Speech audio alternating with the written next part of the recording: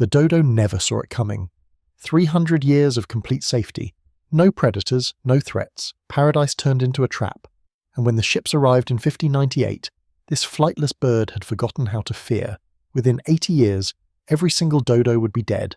Not from hunting, not from disease, but from something far more insidious. This is the story of how paradise became a prison, and how innocence became extinction. Imagine an island rising from the Indian Ocean. Mauritius, a volcanic dot of land 800 miles east of Madagascar. Emerald forests, crystal waterfalls, and complete isolation. For millions of years, this island existed untouched by the outside world. No humans, no mammals, just birds and reptiles evolving in absolute peace. This was the world that shaped the dodo. This was the Eden that sealed its fate. The story actually begins 60 million years ago, long before Mauritius even existed. A pigeon ancestor somehow crosses the vast ocean, maybe blown by a storm, maybe clinging to driftwood. The odds were astronomical, but it happened. This single bird becomes the foundation of an entire evolutionary experiment. Because on Mauritius, everything was different.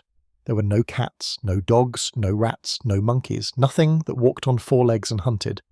For a ground-dwelling bird, this was paradise. Evolution works fast when pressure disappears. Within a few million years, these pigeons were changing. Their wings began shrinking. Flight required massive energy, huge breast muscles, hollow bones. All that biological machinery became unnecessary. Why fly when you can walk? Why maintain wings when there's nothing to escape from?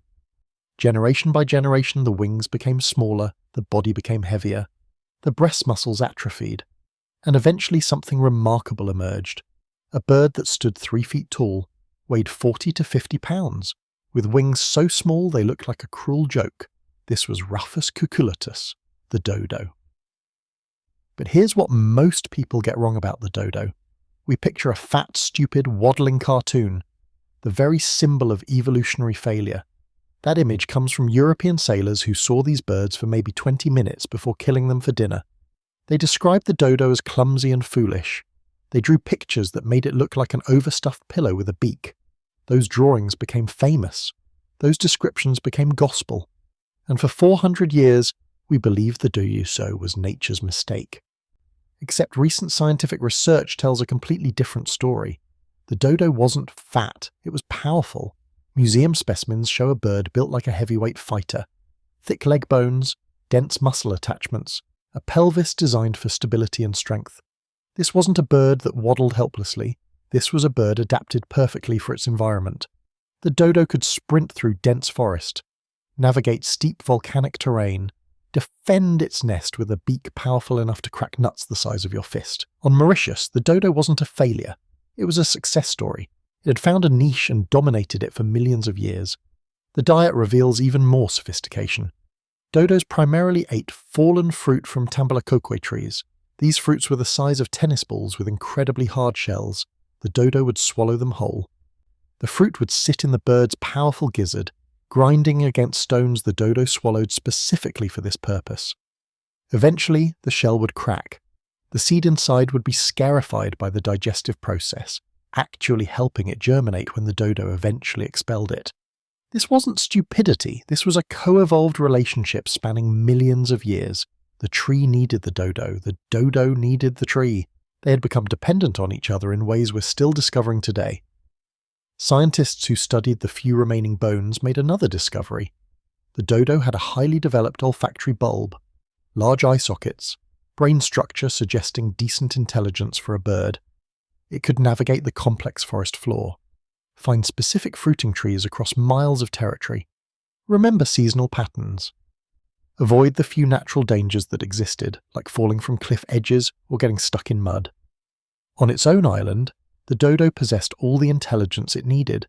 The problem was that intelligence was hyper-specialized, evolved for one environment, one set of conditions, and when those conditions changed, that specialization became a death sentence.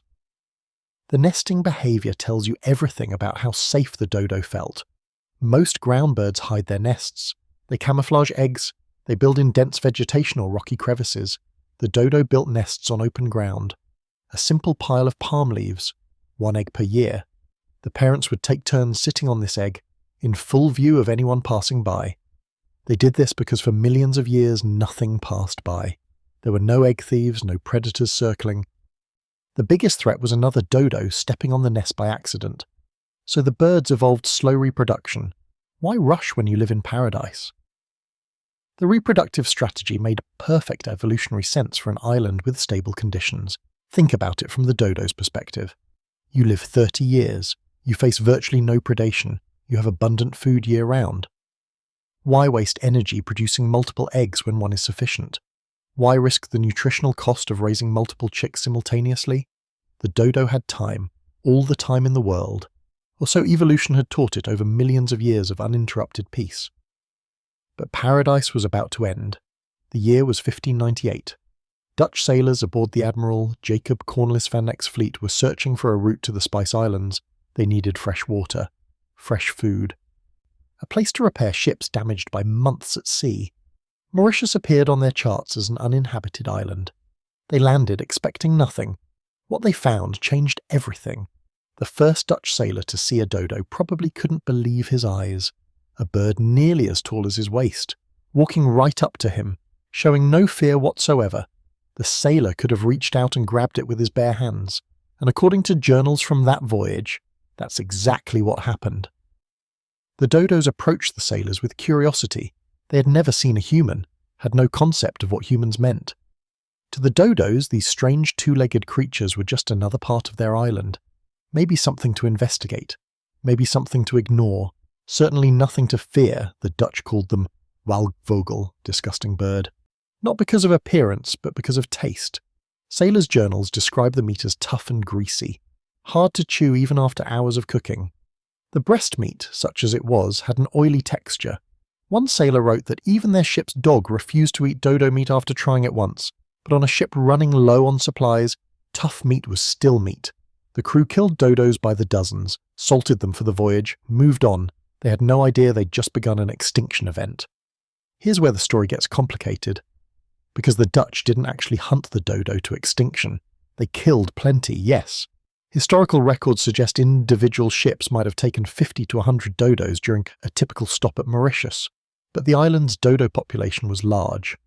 Estimates range from 10,000 to possibly even 100,000 birds spread across the forested interior.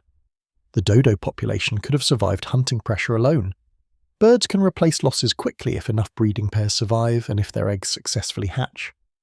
No, what doomed the dodo was something the sailors brought with them. Something they didn't even notice they were bringing. The rats, ship rats, had evolved alongside humans for thousands of years. They were experts at stowing away, expert at surviving in new environments, expert at finding food. When the Dutch ships anchored at Mauritius, rats found their way to shore. Maybe swimming, maybe clinging to ropes, maybe hiding in cargo being unloaded. However they arrived, they multiplied fast, and they found a buffet waiting for them. Dodo nests. Completely undefended, eggs sitting in plain sight on the ground. The dodos had no behaviour to protect against this, no instinct to fight off a rat. They'd never needed one. A single rat colony can devastate ground-nesting birds. They eat eggs faster than the birds can lay them. They're nocturnal, so they raid nests while the adults sleep. They're small enough to evade even aggressive parents, and they reproduce exponentially. One pregnant female rat can produce 12,000 descendants in a single year if conditions are good. On Mauritius, conditions were perfect. No rat predators, abundant food, dense forest for shelter. The rat population exploded, but the rats weren't alone. The Dutch also brought pigs. The sailors would release pigs on islands as living food storage. The idea was simple. Let the pigs go wild, breed naturally, and future ships could hunt fresh pork when they stopped at the island. It worked brilliantly for sailors. It was catastrophic for dodos. Pigs eat anything. They root through soil looking for tubers. They raid nests for eggs. They'll even kill and eat young birds if given the chance. And pigs are smart. They learn food locations. They remember productive hunting grounds. Once pigs discovered dodo nests, they systematically hunted them across the island. Then came the monkeys. Sailors kept macaques as pets. Some escaped. Some were deliberately released. Monkeys are omnivorous and clever. They climb trees the pigs couldn't reach. They access areas the rats might miss. And they particularly love eggs. A monkey can clean out a dodo nest in minutes. cracking the single precious egg and consuming every bit of nutritional value. For the dodo, which laid only one egg per year, losing that egg meant waiting another full year to try again. The mathematics were brutal. If even 30% of eggs were being destroyed by rats, pigs, and monkeys combined, the dodo population would begin collapsing. The breeding cycle made recovery impossible. Let's do the math. A dodo reaches sexual maturity around age 4. It finds a mate. It lays one egg. If that egg survives, the chick takes several months to fledge. Then the parents need to recover their body condition before attempting another nest the following year. In ideal conditions, a pair of dodos might produce one surviving offspring every year or two. Now introduce invasive species eating 70% of eggs. Suddenly that same pair might only produce one surviving offspring every 3 to 5 years. The population can't sustain itself, death rates exceed birth rates. The mathematics of extinction become inevitable. If you're fascinated by how quickly ecosystems can unravel when invasive species arrive, subscribe because we explore these tragic stories of extinction every day, showing how paradise can become a killing ground in less than a human lifetime. The Dutch established a permanent settlement in 1638. More ships meant more rats, more pigs, more monkeys. The settlers also brought cats, dogs, and eventually goats. Each species added pressure. The forest itself began changing. Goats stripped vegetation. They ate young trees before they could mature. They altered the forest understory. Pigs rooted up native plants, disturbing soil and creating opportunities for invasive plant species to establish. The cats hunted small birds and reptiles. The dogs ranged through the forest, disturbing nesting sites. The entire ecosystem was unraveling thread by thread. The tambalacoque trees that the dodos depended on began struggling to reproduce without their partner bird to spread and germinate their seeds. Young saplings became rare. The forest started aging without replacement. Botanists who visited Mauritius in the 1700s noted that certain native trees seemed to be disappearing, though they didn't understand why at the time. The connection between the dodo's extinction and forest decline wouldn't be recognized for another 200 years. Here's what the final days probably looked like. Imagine you're a dodo in 1680. You're one of maybe 50 birds left on the entire island, down from a population that once numbered in the tens of thousands. You still follow your instincts. You still search for fallen fruit in the forest. You still build your nest in the traditional open way. You still lay your single egg and guard it with your life. But now the forest feels different, sounds different. At night, you hear creatures that shouldn't exist, rustling in the undergrowth, snuffling near your nest. You don't know what these sounds mean. Your instincts have no answer for them. One morning you return to your nest to find it destroyed. The egg is gone, shell fragments scattered in the leaves. You don't understand what happened. You can't understand. Your species evolved over millions of years without this concept, without egg predation, without nest raiders. Your brain literally doesn't have the category for what just occurred. You'll try again next year, if you survive that long, if you can find another dodo to mate with, if. Finding a mate becomes harder each year. Dodos weren't social birds in the way we think of bird flocks. They seemed to be largely solitary or paired, meeting during breeding season. When the population was healthy, this worked fine. Birds could find each other through calls and regular forest pathways, but as numbers dwindle, the forest becomes emptier. You might travel for days without encountering another dodo. The calls you make go unanswered. The traditional gathering spots remain empty. You're searching for ghosts. The historical record shows the last confirmed dodo sighting was in 1662, but that's probably wrong. There were almost certainly dodos surviving in remote parts of Mauritius for another 20 or 30 years. Small populations clinging on in the most inaccessible forests, breeding when they could, losing eggs to predators when they couldn't, slowly, inevitably declining. We have reports from 1688 of sailors claiming to see large flightless birds on Mauritius. Were these last dodos? Or were the sailors seeing something else, misremembering or outright lying? We'll never know. What we do know is that by 1690, no one reported seeing dodos anymore. The last generation died alone in the forest. No fanfare, no final documentation. They simply ceased to exist. One year there were dodos, the next year there weren't. The most important part is that no one really noticed.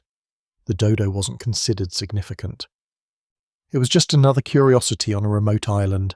When it disappeared, there was no outcry, no scientific expedition to save the last individuals. The concept of conservation didn't really exist yet. Extinction was still thought to be impossible. Surely people believed there must be more dodos somewhere else. On another island, maybe. In some undiscovered part of the world. Except there weren't. The dodo evolved on Mauritius and only on Mauritius. When that population died, the entire species winked out of existence, forever. And here's the truly heartbreaking part. We barely have any physical evidence they ever existed. There are no complete dodo skeletons in any museum on Earth. Not one. We have a few scattered bones, a handful of skulls, some foot bones, a few beaks. That's it. Everything else is gone. Why? Because no one thought to preserve them. When Dutch sailors killed dodos, they ate them or threw them away. When dodos died naturally, their bones decomposed in the tropical forest. The hot, humid climate of Mauritius is terrible for bone preservation. Add acidic forest soil, insects, and fungus, and bones disappear within years. By the time scientists became interested in the dodo, it had been extinct for over 100 years. The only specimens that survived were a few birds that had been shipped to Europe as curiosities in the early 1600s. These birds were kept in private collections, displayed in cabinets of curiosities, and when they died, they were stuffed and mounted using the taxidermy techniques of the time, which were crude at best. Even these precious specimens didn't last. One of the most complete dodo specimens was kept at Oxford University's Ashmolean Museum. By 1750, it had become so moth-eaten and decayed that the museum curator ordered it burned. The feathers were falling out. The skin was crumbling. It looked terrible on display. Only at the last second did someone save the head and one foot from the fire.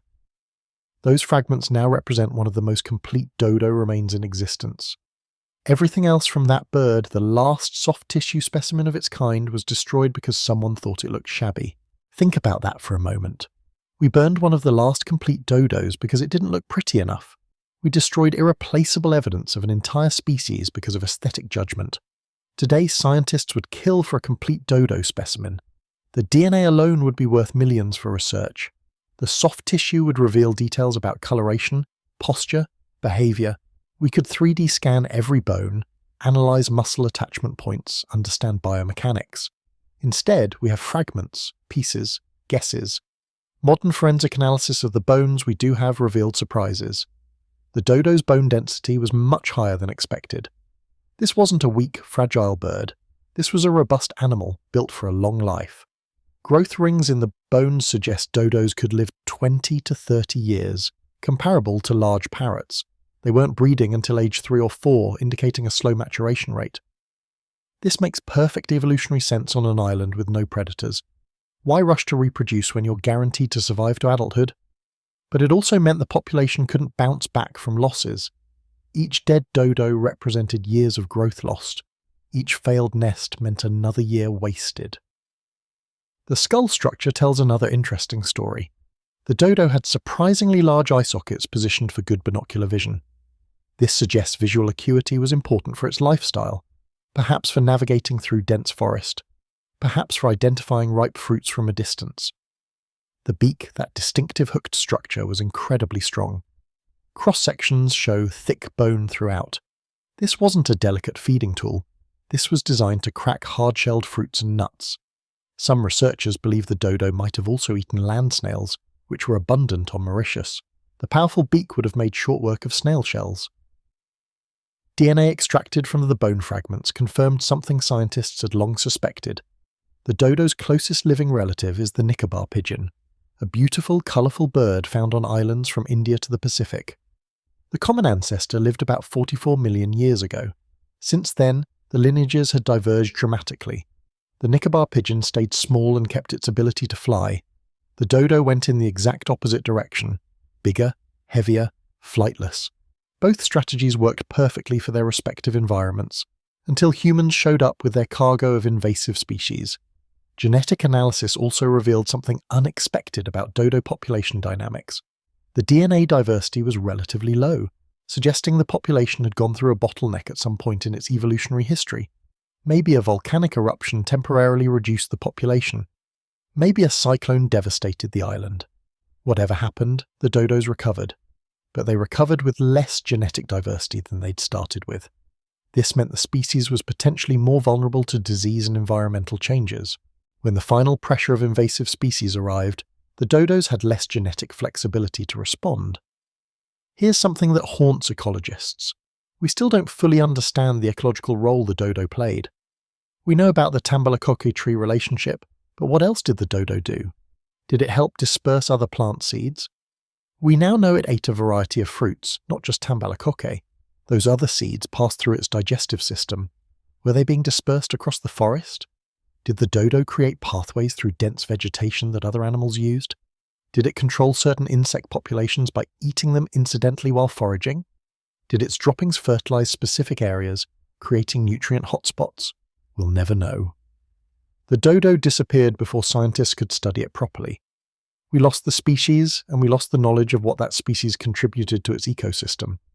Some scientists believe the decline of Mauritius's native forests can be traced partly to the dodo's extinction. The Tambalakoke tree, also called the dodo tree, became critically endangered after the dodo disappeared. For years, scientists couldn't figure out why the trees weren't reproducing. Then in 1977, a researcher named Stanley Temple proposed a controversial theory. He suggested the seeds needed to pass through a dodo's digestive system to germinate successfully. The mechanical scarification and chemical treatment in the bird's gut was essential for breaking the seed's dormancy. Without dodos, the seeds simply fell to the ground and rotted. Temple tested his theory by feeding Tambalakoke seeds to turkeys, which have similar digestive systems to what he imagined the dodo possessed. The seeds that passed through the turkeys germinated. The control seeds didn't. Temple's theory remains controversial. Other scientists found Tambalakoke seedlings that appeared without turkey intervention. Some researchers successfully germinated seeds through mechanical scarification without any animal involvement. But everyone agrees the tree is struggling. There are only a few hundred specimens left. They're not reproducing well. Something in the ecosystem is broken. Whether that something is specifically the dodo, or the general collapse of the native ecosystem, or simply competition from invasive plants, we can't say for sure. But the timing is suspicious. The tree started failing around the same time the dodo disappeared. This connects to a larger tragedy about island extinctions. Islands are evolution's laboratories. Isolated populations develop unique traits found nowhere else on Earth. But isolation creates vulnerability. When invasive species arrive, island creatures have no defenses, no behaviors, no instincts. They're specialized for a world that suddenly no longer exists. The dodo's the most famous example, but it's far from alone. Mauritius lost dozens of unique species following human arrival. The Mauritius blue pigeon, the broad-billed parrot, the red rail, the Mauritius owl, the Mauritius duck, the Mauritius giant tortoise, the Mauritius giant skink gone. All gone. An entire ecosystem unraveled in less than 200 years. The saddest part might be how preventable it was. If the Dutch had simply been more careful about biosecurity, the dodo might still exist. If they'd kept rats off the island, if they'd controlled the pigs, if they'd protected nesting areas. The dodo didn't need elaborate conservation measures. It just needed to be left alone. It needed its island to stay the way it had been for millions of years. That was all. Such a simple requirement. Impossible to fulfill once humans decided Mauritius was useful. By the time anyone realized what was happening, it was already too late. The first natural history illustrations of the dodo appeared in the mid-1600s. Artists drew them from live specimens in European collections. These images show a strange bird, yes, but also a living, breathing creature. There's personality in those drawings, character. One famous illustration shows a dodo standing alert, head cocked, seemingly curious about the artist. Looking at that image now feels like looking at a ghost. That specific bird, the individual that posed for that portrait, died over 300 years ago. Its entire species followed soon after. The word dodo entered language as a synonym for stupidity, for obsolescence, for evolutionary failure. Dead as a dodo became a common phrase. It's deeply unfair. The dodo wasn't stupid, it was specialized. Specialized for an environment that was stable for millions of years, specialized perfectly. When that environment changed catastrophically within a single human lifetime, specialization became a liability. But that doesn't mean the specialization was wrong, it means the change was unprecedented, unpredictable, unsurvivable. Intelligence is contextual. The dodo was intelligent for its environment. It could navigate complex terrain, find seasonal food sources, remember locations of productive trees across its territory, avoid natural hazards. These cognitive abilities were sufficient for millions of years. The problem wasn't that the dodo was dumb. The problem was that the challenges changed faster than evolution could respond. No amount of intelligence would have saved the dodo from rats eating its eggs. The bird had no evolutionary framework for understanding that threat. If you're still with me at this point, captivated by how an entire species can be erased from existence in the blink of an evolutionary eye, make sure you're subscribed, because tomorrow we're exploring another island extinction that happened even faster, where humans didn't even need to bring invasive species to wipe out an entire family of birds. Modern extinction science uses the dodo as a case study. The dodo extinction taught us several critical lessons. First, islands are incredibly vulnerable. Second, invasive species can be more destructive than direct hunting. Third, we need to preserve specimens and documentation because once a species is gone, it's gone forever. Fourth, extinction can happen shockingly fast when multiple pressures combine. The dodo went from thriving population to completely extinct in less than a century.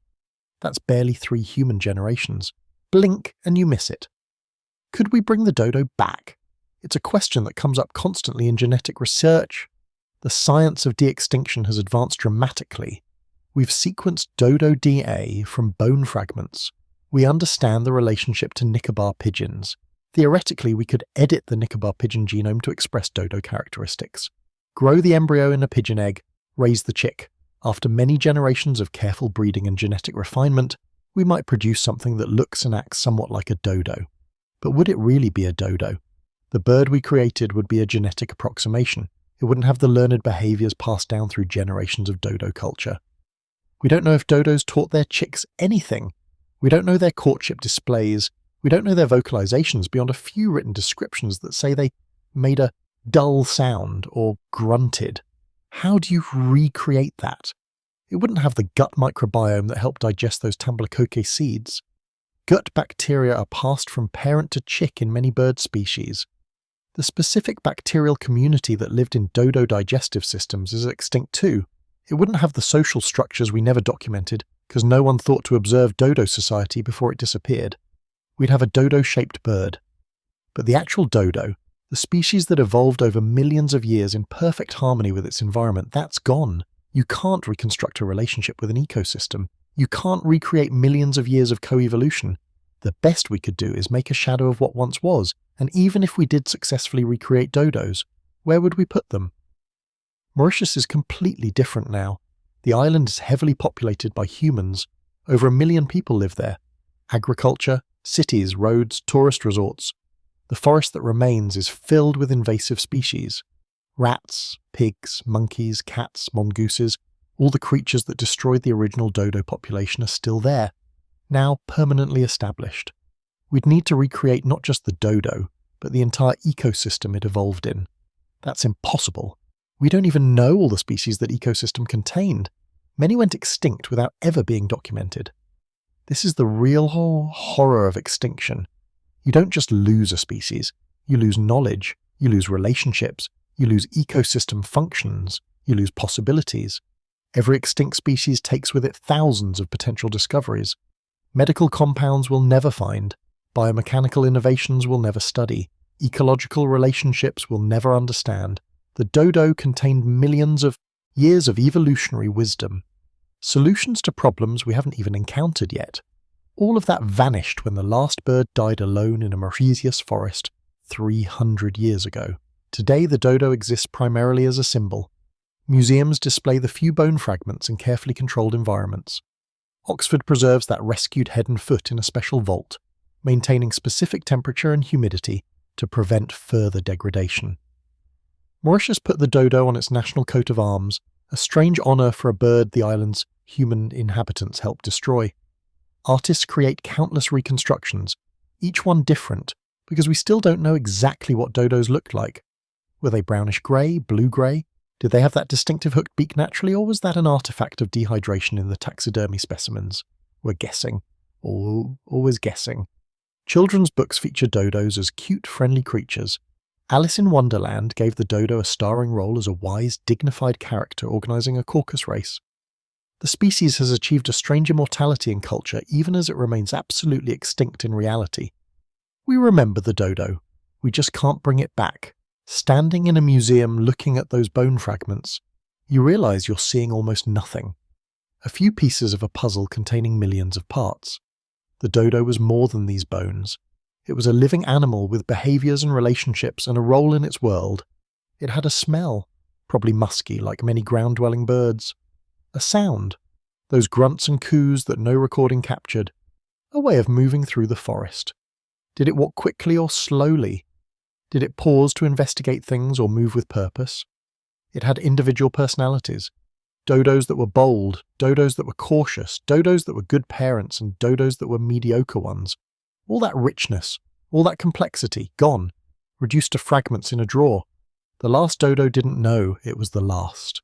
It couldn't conceive of species extinction. It just knew something was wrong. Food was harder to find, mates were scarce. Strange creatures prowled the forest. Every year the world made less sense, until one day it simply stopped. The brain shut down. The heart stopped beating. And somewhere in a remote Mauritius valley, the last member of Rhaphus cucullatus became bones, became dirt, became nothing. We tell ourselves we've learned from the dodo. We tell ourselves we won't make the same mistakes, but species are going extinct right now at rates comparable to or exceeding what happened down on Mauritius. Not from sailing ships and rats, from climate change, from habitat destruction, from pollution, from invasive species we continue to spread around the world through global trade. The mechanisms are different. The result is the same. Creatures that existed for millions of years, perfectly adapted to their environments, are being erased in decades or less. The dodo story isn't ancient history. It's a preview. It's a warning we continue to ignore. Every species we drive extinct takes with it the same irreplaceable wealth of information and ecosystem function that died with the dodo. We're still burning museum specimens. We're just doing it with bulldozers and chainsaws instead of flames.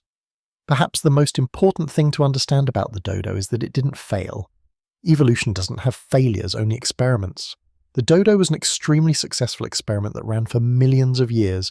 It created a sustainable lifestyle in balance with its environment. It found a niche and exploited it brilliantly. The experiment only ended when the experiment's conditions were violently altered by forces the dodo could never have adapted to in time. That's not failure, that's tragedy. If we want to honour the dodo, we need to do more than put it on coats of arms and in museums.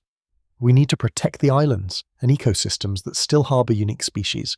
We need to control invasive species aggressively before they establish. We need to preserve not just individual animals, but entire ecological relationships. We need to move fast because islands are still losing species. Mauritius itself continues to lose endemic creatures despite intensive conservation efforts. The Mauritius kestrel was down to just 4 individuals in the 1970s. It survived only through extraordinary intervention. The pink pigeon, the echo parakeet, the Mauritius foddy, all hanging on by threads. The damage we did 400 years ago is still rippling forward. The dodo survived for millions of years by being perfectly adapted to paradise. It went extinct in less than a century because paradise was destroyed. That ratio should terrify us. It shows how quickly stability can become catastrophe, how quickly abundance can become extinction, how quickly forever can become never. The dodo didn't need to be smart enough to survive humans. It needed humans to be smart enough to leave some corners of the world untouched. We failed that test. We're still failing it. Tomorrow we'll explore the story of the great auk, another flightless bird that seemed perfectly safe on its remote Atlantic islands until humans arrived with clubs and the determination to harvest every last one for feathers and oil. The great auk's extinction was even more deliberate than the dodo's, and the final killing will haunt you. The dodo story is a ghost story, the ghost of a species that shouldn't have died, the ghost of an ecosystem that unraveled, the ghost of knowledge we'll never recover, and the ghost of our own capacity to destroy things we don't understand and can never replace. When you hear someone use dodo as an insult, remember the truth. The dodo was a masterpiece of evolution, destroyed by creatures too foolish to recognize what they were losing until it was already gone. Thanks for watching. See you in the next one.